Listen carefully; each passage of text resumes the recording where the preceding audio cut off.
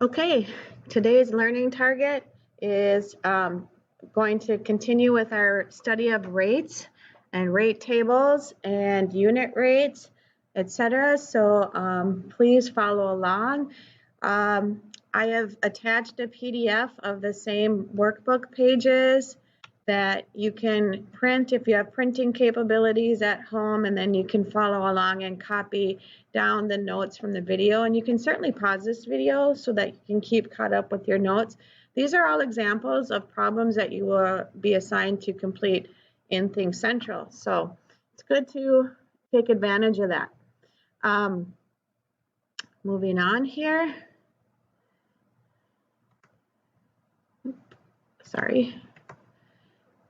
Okay. Can I go to the next page? Here we go. Okay, so picking up from yesterday, it says for each rate situation, fill in the rate information in the rate table, label the columns in the table. So what's really cool is we don't have to decide if it's a rate information or a rate story or not. They're already telling us it is, so that's pretty awesome. We don't have to figure anything out on our own. Okay, so they already fill in each rate situation. So that's already given to us. So there's going to be a rate going on somewhere here. Every day this week, Joanne made 3 of her free throws. Every day she made 3 of her free throws. So here's the unit rate per one day. Okay, so she made 3 free throws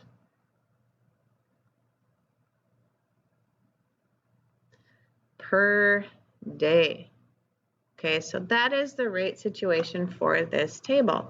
Now, if I go down here to see that fill in the table, if you were paying attention and you watched yesterday's lesson, the unit is going to be grouped by days. So this is the number of days she's shooting free throws.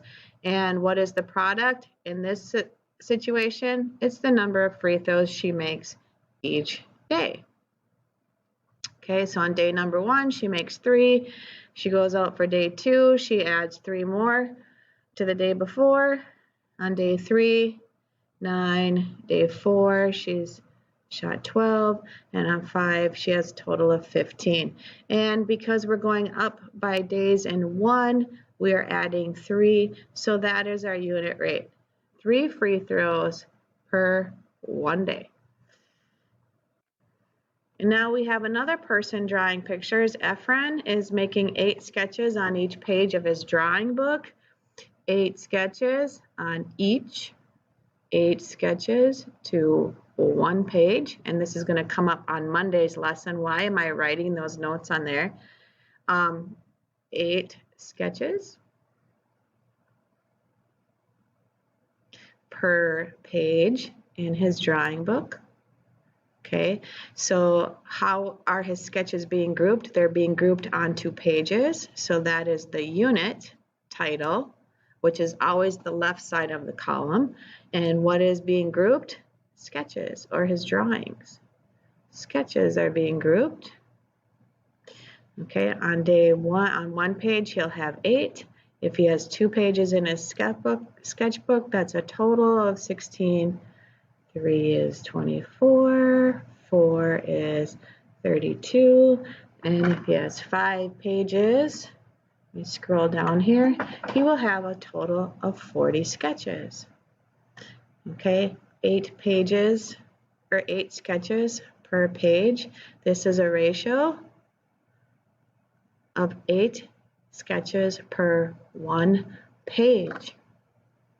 And that's why this 8 is also considered, by definition, the unit rate, the amount per 1. That's the definition of a unit rate. In this case, it'd be 3. That's your unit rate right here. 3 free throws per 1 day. Okay. All right, moving on to the next page. Abby uses 2 cups of flour in each loaf of bread she makes. 2 cups of flour in each loaf. That's 1 loaf. So 2 is my unit rate. 2 of what? 2 cups flour per loaf of bread. Okay, the unit is a loaf of bread, so you can put loaves here. That's the plural for loaf.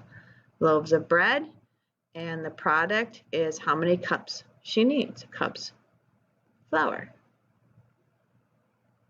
Okay, it's a 2 to 1 ratio, and when the second number is 1, I have a unit rate. So 2 is my unit rate. That's the rate of change that's occurring. Every time they make another loaf of bread, they need 2 more cups of flour. So if they have 1 loaf, 2, they make 2 loaves, they need 4. They need 3, they need 6 cups. 4, they need 8 cups. I don't know any of you, now the holidays are approaching, Thanksgiving and Christmas, if you celebrate, if you are a family that celebrates those holidays, but lots of baking going on.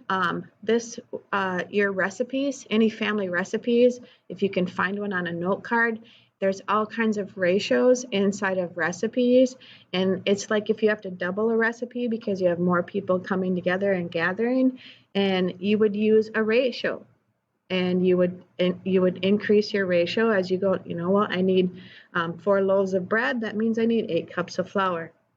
Eusebio planted tomato vines in each yard he takes care of. Each, there's that magic word. Our unit rate, our amount is 7, and we can just shorten this up, vines per yard that he manages or takes care of. Okay, the vines are being grouped per yard, so yards is our unit title. How many vines will there be after we know the number of yards he's working on? Is our product. If he works 1 yard, he'll have 7 vines. If he works 2 yards, he'll have 14 vines. 3 yards, 21 vines. 4 yards, 28 vines. Is there more to that table? I gotta scroll down here. Yep, looks like there's a row of 5. This would be 10, and this would be 35 vines if he had 5 yards. Okay, moving on. Decide whether each is a rate table, explain why or why not. So this is going back to something that we started yesterday, and that's looking for that rate. Is that same rate of change, that multiplier, is it the same rate per row as we go down our rows? So in this case, going from 1 to 9, it would be 1 multiplied by 9 gives me my product. Does that work going down the rows? 2 times 9 is 18. That's true. That checks. Okay, that checks. Does 3 times 9 equal 27? For the most part, if you check 3, you're okay, but you should probably just go through the entire table, and that proves to be true as well. So the entire table checks out. So yes, this one is a rate table, so you have to put yes and explain why, and you can just highlight the fact that you would say something like it's 9 per and blank. We don't have titles for these yet. So continuing on, I'm just not going to talk my way through them, but I'll just write the answers in as they're being recorded.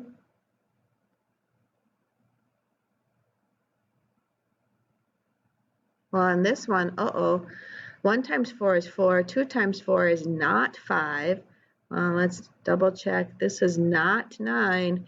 So no, this is not a rate table. You can just say is no rate. Okay, there's different rates occurring as we transition from this column to this column. The relationship between these 2 columns times 4 is not consistent throughout the entire table. Let's try this one. 1 times 11, that works. Let's see if it works here. True, true, true, true. So yes.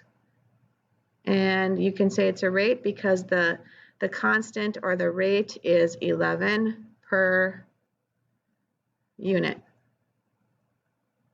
Okay. And because we don't know what these units are, we don't know what these product totals are, so just writing 11 per unit indicates that it's a rate. Let's try this one. 1 times 3, 2 times 3, not true. This one is not a rate table. That slash through my equal signs indicates that it's not, it means not equal to. This does not equal 13, so no. And again, there's no unit rate occurring in this table.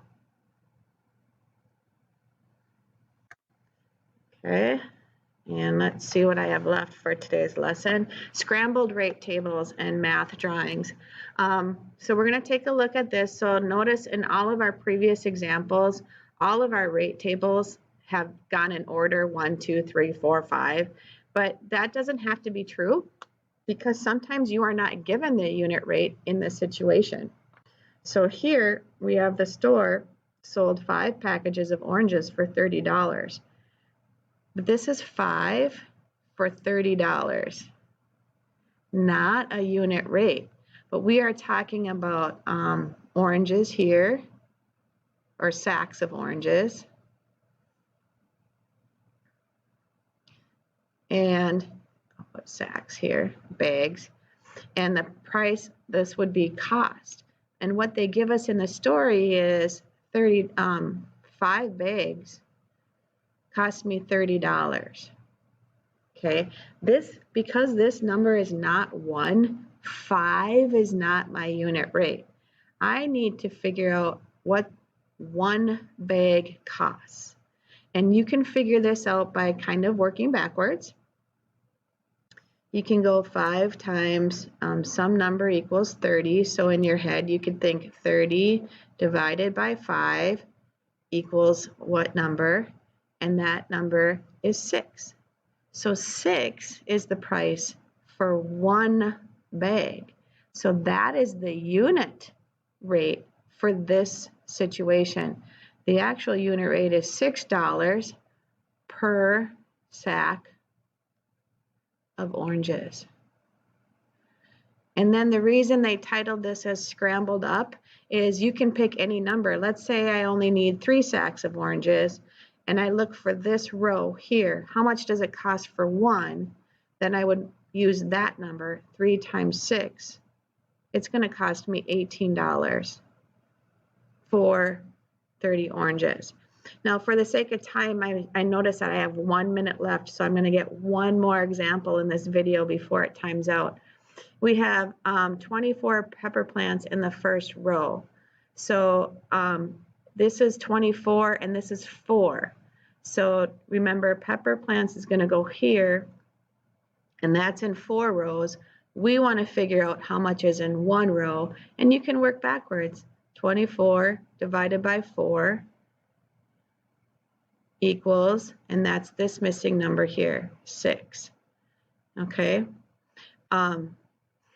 24 divided by 4 equals 6, so that tells me how much is in 1 unit. Okay, and this is rows, and this is pepper plants. And then to figure out my unit rate sentence or equation, I'm going to look at where this is 1, and that's going to tell me this number here, 6 plants. Oops. Plants per row in the rectangular garden. Okay, and then the remaining 2 rows, you can pick any number. What if I can only fit 5 rows? Well, if there's 6 plants per row and I have 5 rows, I'll have 30 plants planted.